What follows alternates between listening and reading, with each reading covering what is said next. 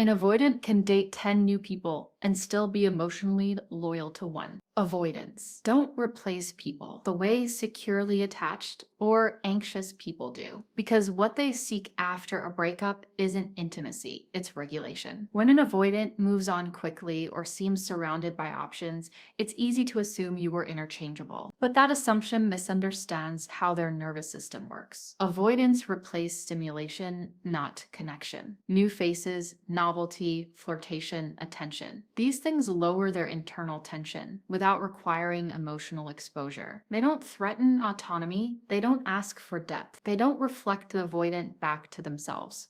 So they feel safe. But safety through distraction is not the same as safety through attachment, and the nervous system knows the difference, even when the mind tries to deny it. What you represented to them wasn't excitement or entertainment. It was emotional recognition. You saw them without demanding access. You understood their silences without chasing explanations. You allowed closeness without control. For an avoidant, that experience is rare and destabilizing. It touches the part of them that learned early on that connection equals obligation, loss of freedom, or emotional overwhelm. So when that bond forms, it doesn't get deleted when the relationship ends. It gets buried, suppressed, compartmentalized. Avoidants are experts at sealing off emotional material that feels too activating, especially when they don't have the tools to process it safely. That's why distraction feels like moving on, but only on the surface. They can be dating someone new, laughing, posting photos, and appearing completely unbothered, while a deeper layer of attachment remains untouched. That layer doesn't respond to novelty. It responds to familiarity, safety, and emotional resonance. And no amount of stimulation can overwrite the memory of being seen in a way that didn't cost them their independence. So instead of replacing you, they push you into a psychological holding space out of sight, but not out of the system.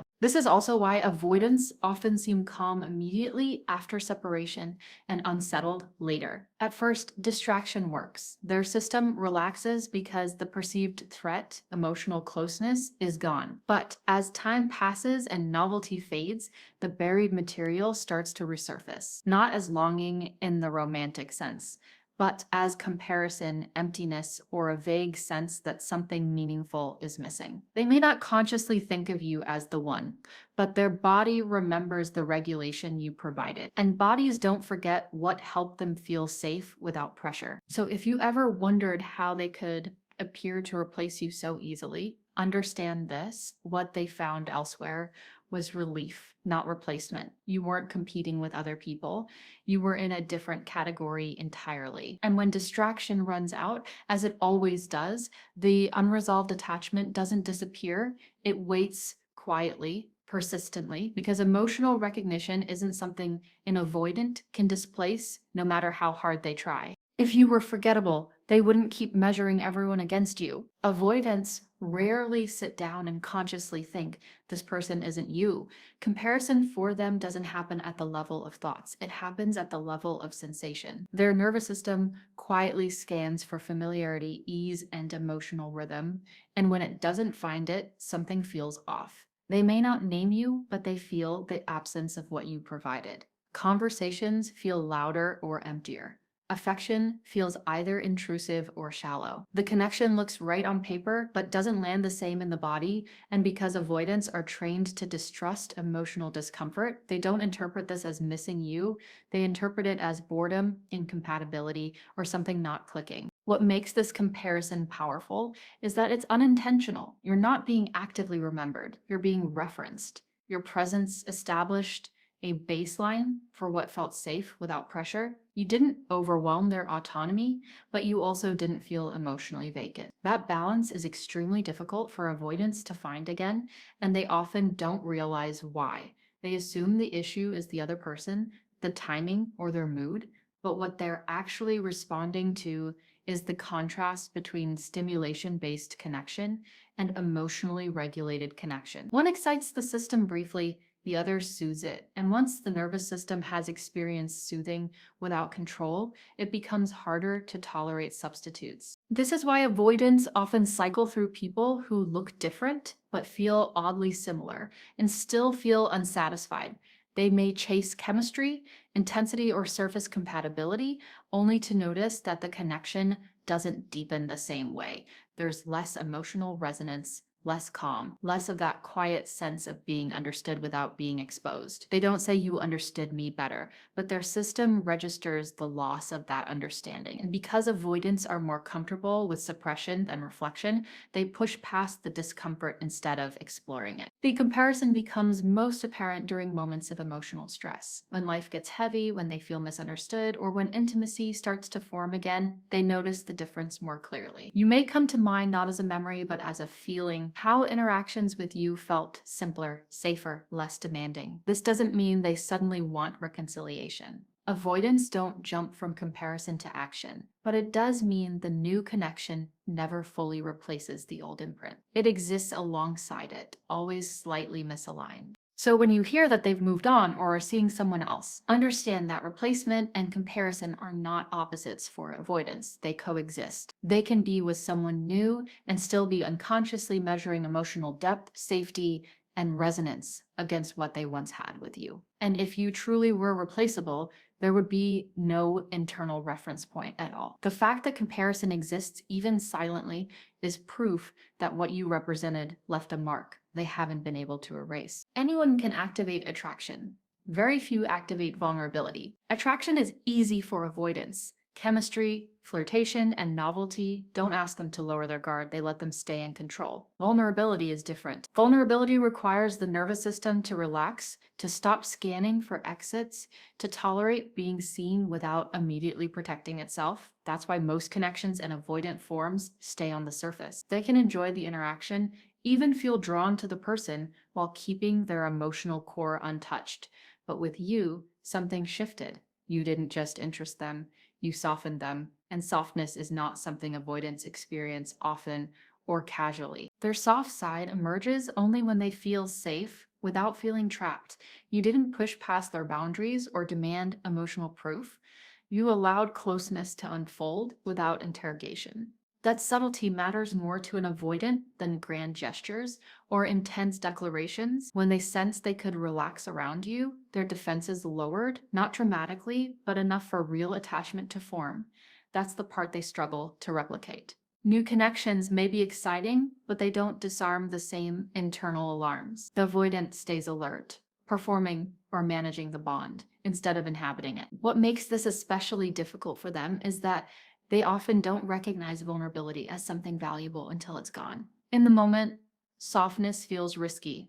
It feels like exposure. It threatens the identity they built around self-sufficiency and emotional containment. So when things ended, they likely told themselves it wasn't that deep, that the connection was replaceable, or that they felt too much. But later, when they encounter relationships that never reach that level of ease, the contrast becomes clearer. They miss the version of themselves that only existed with you, the one that didn't have to armor up constantly. This is also why avoidants often describe past partners as nice or good people, while holding on to one person who felt different. That difference isn't intensity or drama, it's emotional permission. You gave them permission to be softer without consequence. And once that permission has been experienced, it can't be unlearned. They may suppress it, deny it, or rationalize it away, but the nervous system remembers the relief of not having to protect all the time. So when avoidants date others and things feel flat or transactional, it's not because those people lack value, it's because vulnerability can't be forced, and it can't be recreated on command. It happens only when the conditions feel safe enough. And with you, those conditions existed naturally. That's why no matter how many people they meet, no one seems to touch that softer layer the same way. It's not that you were perfect, it's that you accessed a part of them they don't know how to reach again, and that makes you irreplaceable in ways they may never openly admit. Avoidants don't move on cleanly, they compartmentalize. When an avoidant leaves a connection that mattered, they rarely process it in real time. Processing would require sitting with grief, regret, or emotional exposure. And that's exactly what their nervous system is wired to avoid. So instead of fully letting go, they compartmentalize. They place the bond in a sealed mental space where it can't demand anything from them. Not closure, not vulnerability, not accountability. You're not erased, you're paused, put on ice. And because the attachment was never integrated or resolved, it stays emotionally intact beneath the surface. This is why avoidance can appear surprisingly functional after a breakup. They aren't crying, reaching out, or spiraling the way others might. That doesn't mean the connection didn't matter. It means they shut the emotional door quickly to regain internal control. They tell themselves a story that makes the separation feel logical or necessary. They focus on work, distractions, or new people. And from the outside, it looks like they've moved on. But internally, the bond hasn't been metabolized. It's been keeping someone on ice allows avoidance to maintain a sense of safety. As long as the attachment isn't fully released, it doesn't feel like a loss. It feels like a suspension. This protects them from the finality of grief, but it also prevents true replacement because when a bond is unresolved, the nervous system continues to reference it, even unconsciously. New connections don't get a clean slate. They're formed around a frozen imprint that still exists, quietly influencing how safe closeness feels. This is also why avoidance can suddenly reappear long after a breakup, often without clear intention. Something loosens the compartment, stress, loneliness, emotional triggers, or the realization that the new connections don't feel the same. When that happens, the stored attachment resurfaces almost exactly as it was. Time hasn't softened it, distance hasn't dissolved it, because emotional material that's frozen doesn't age. It waits. What's important to understand is that being kept on ice isn't romantic. It doesn't mean they were secretly planning to come back or holding on to hope in a conscious way. It means they didn't know how to safely process the bond while it was alive, so they preserved it instead of releasing it. And preservation creates persistence. The attachment remains influential precisely because it was never fully faced. So if you ever felt like you disappeared from their life without explanation, or like the ending never truly closed, this is why avoidants don't always end relationships. They suspend them, and as long as a connection is suspended rather than resolved, it continues to occupy space that no one else can fully claim. That's not because you were idealized, it's because you mattered in a way their nervous system didn't know how to complete. Distance makes attachment safer for avoidance. When you were present, real, and emotionally accessible, the connection came with pressure, whether you applied it or not. Closeness activates an avoidant's deepest fears: loss of autonomy, emotional obligation, and being seen in ways they don't know how to manage. So while you were there, the relationship may have felt complicated, tense, or unstable. But once you're gone, something changes. Distance removes demand. Silence removes expectation, and suddenly, remembering you no longer threatens their nervous system. That's when romanticization begins. Avoidants don't idealize people in real time, they idealize them in absence. When you're no longer available, the parts of the connection that felt overwhelming fall away, leaving behind the emotional safety they didn't know how to tolerate while it was happening. They remember how calm it felt to talk to you late at night, how understood they felt without being interrogated, how natural the connection was before it required definition. Regret becomes possible because regret doesn't ask them to act. It lets them feel without risking closeness again. This romanticization isn't proof they're ready for intimacy, it's proof they can finally access their feelings without threat. Loving you from a distance feels safer than loving you up close.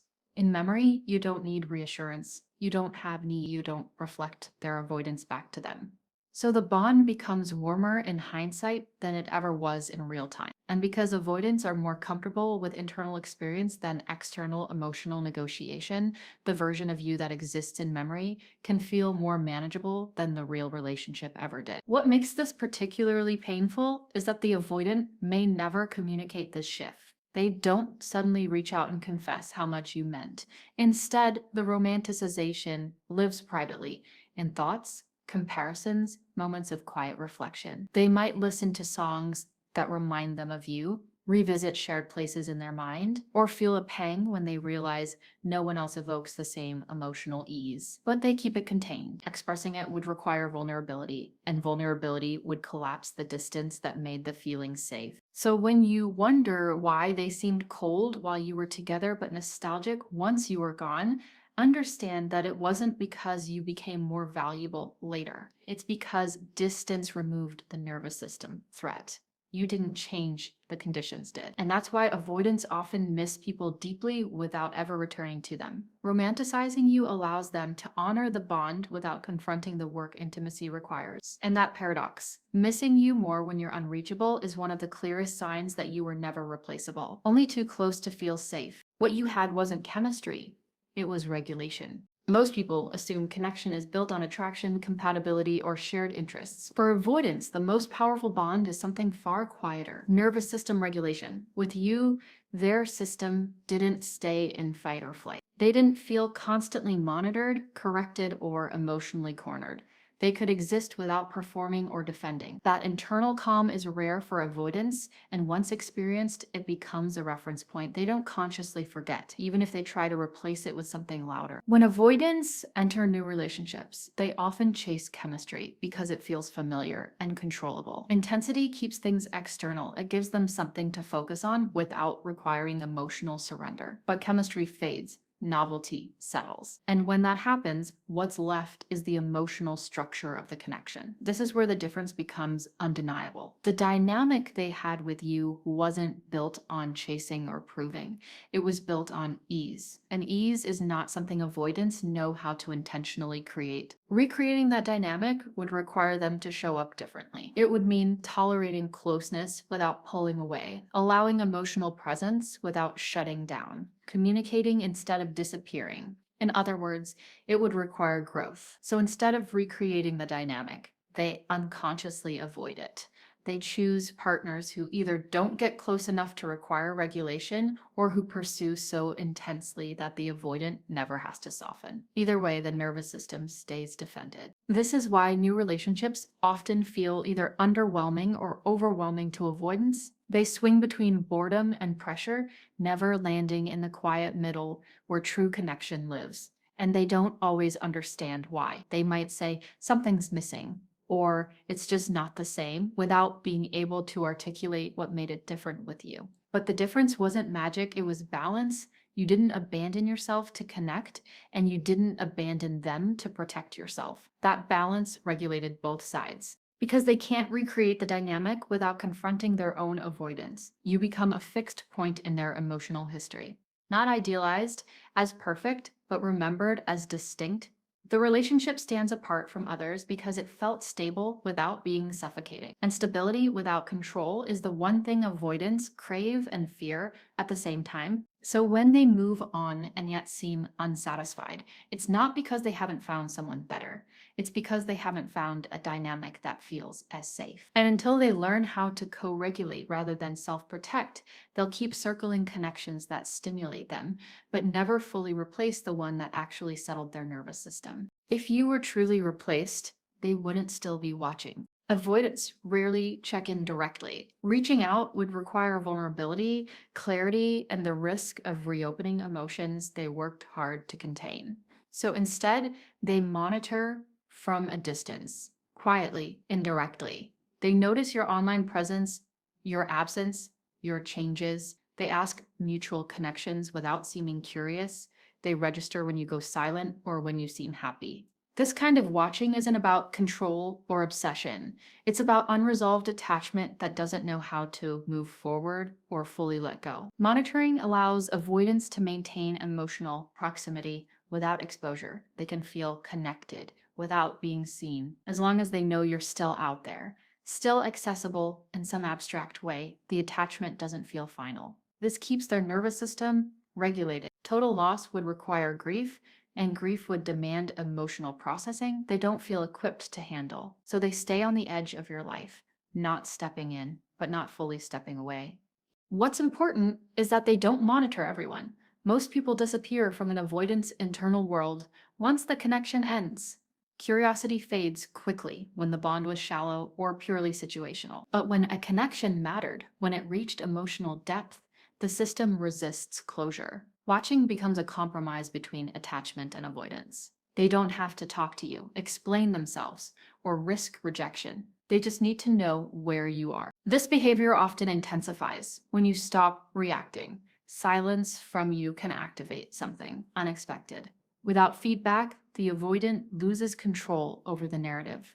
They can no longer assume you're waiting, missing them, or emotionally available. That uncertainty brings the attachment closer to the surface. Monitoring increases not because they want to intervene, but because the bond feels less secure. And ironically, your distance makes you more present in their mind. They may tell themselves they're just curious or that it doesn't mean anything. Avoidants are skilled at minimizing emotional behavior, but monitoring is not neutral. It's a sign that the connection was never resolved. You still occupy a psychological space that hasn't been filled. And while they may not reach out, the fact that they're still tracking your existence means you remain relevant to their emotional system. So if you sense that they're still watching from afar, understand this replacement leads to indifference, doesn't check in, it doesn't wonder. It doesn't notice. Watching is a quiet form of attachment, one that avoids risk while preserving connection. And the reason it lingers is simple. You weren't just someone they dated. You were someone they attached to in a way they never fully learned how to release. Avoidance can look fine and still feel emotionally homeless on the outside. Avoidance often appear completely moved on. They may smile, post happy photos, engage in social outings, or even start a new relationship. To the casual observer, it seems like they've replaced you entirely, but internally, something is off. That sense of fulfillment, the quiet, emotional grounding they felt with you, is rarely duplicated. Avoidants are experts at masking discomfort. So the disconnection isn't obvious, but it exists as a persistent background hum in their nervous system. They may feel busy, enter distracted, but emotionally, there's a subtle emptiness that can't be filled by novelty or surface level attraction. This disconnection arises because what you offered was unique, calm, understanding, and a space where they didn't have to perform or defend themselves constantly. That level of ease is rare for avoidants who are wired to anticipate emotional threat in close relationships. With new partners, they may enjoy interaction, flirtation, and novelty, but those connections often lack the implicit regulation you provided. Conversations feel more transactional, interactions require performance, and intimacy comes with a subtle but constant sense of threat. Their nervous system recognizes the difference, even if their conscious mind doesn't. Avoidants often rationalize this disconnection, telling themselves that the relationship wasn't right, or that the new connection is fine, but rationalization doesn't satisfy the body. The nervous system remembers the calm, safety, and acknowledgement you offered, and when it doesn't find it elsewhere, subtle dissatisfaction arises. They may describe these new relationships as good enough or fine, but fine is a pale echo of the depth they experienced with you. It's not that they idealize you intentionally, it's that their body prefers what once existed naturally without having to explain or negotiate closeness. This gap between external happiness and internal emotional disconnection is a hallmark of avoidant attachment. They appear to move on quickly, because distancing reduces immediate stress and prevents emotional activation. But long-term, that disconnection manifests in quiet loneliness, subtle comparison, and the recognition that something meaningful is missing. Avoidance may never articulate this because putting words to it risks closeness and vulnerability, but the feeling persists silently. So even if they seem happy, even if life looks perfect from the outside, understand that replacement isn't happening on the level that truly matters. Emotional resonance isn't about dating someone new, it's about being seen and felt in a way that matches your internal rhythm. You provided that in a way no one else could replicate. And until they learn to co-regulate their emotions without relying solely on distance or distraction, avoidance will continue to feel this quiet sense of disconnection. That disconnection is proof that deep down, you remain irreplaceable, not because you were perfect, but because you offered what their nervous system couldn't generate for itself. Avoidants don't lose people when they leave. They lose them when they understand. Avoidants are slow learners when it comes to attachment. They often leave before fully realizing what the relationship meant, acting as if separation was a choice rooted in logic, freedom, or timing. But understanding doesn't happen immediately. It comes gradually, often long after distance has been established. By the time the realization hits, it's usually too late for reunion. They recognize that what you offered, the calm, the acceptance, the ability to be close without pressure, cannot be recreated. And that awareness brings a subtle but undeniable sense of loss. This realization is rarely dramatic. Avoidants don't storm back or plead. They process internally. They notice patterns in new relationships that feel incomplete or unsatisfying. They compare interactions and emotional rhythms and sense, without needing to articulate it, that no one else matches what you provided. This recognition is quiet, often mixed with self-reproach or regret, because avoidants are uncomfortable facing their own mistakes. The acknowledgement that you are irreplaceable doesn't require them to act, but it imprints deeply on their nervous system, shaping their future attachments and choices. What makes this particularly poignant is that avoidants often only realize the depth of a connection once it is unavailable. When you were present, the very intensity of closeness may have triggered their defense mechanisms. They may have pulled away, rationalized distance, or even convinced themselves the bond was replaceable to protect their autonomy. But once you are gone, the protective narrative falls away. The connection can finally be seen for what it truly was: rare, stabilizing, and deeply impactful. In absence, your value becomes undeniable because it no longer challenges them directly. It exists purely in memory and internal processing. This delayed understanding explains why avoidants can seem indifferent in real time, but reflective or nostalgic later. They may romanticize you privately, revisit shared memories in their mind, or feel subtle pangs of what they lost, even while maintaining an outward appearance of control. They do not always act on these feelings because action requires vulnerability, risk, and engagement with emotions they've historically avoided. But the internal acknowledgement is powerful. It's proof that emotional replacement was never possible. Ultimately, this point underscores a central truth about avoidant attachment. The timing of emotional realization rarely aligns with opportunity. You were irreplaceable not because you were flawless, but because you accessed a part of their nervous system no one else has reached. The connection you created, safe, unpressured, and emotionally resonant, cannot be manufactured or duplicated. Avoidants may understand this too late, often after distance and time have cemented separation. And that delayed understanding is one of the clearest signs that you were never simply replaceable. You are unique, formative, and quietly permanent in a way they are only able to recognize after the fact.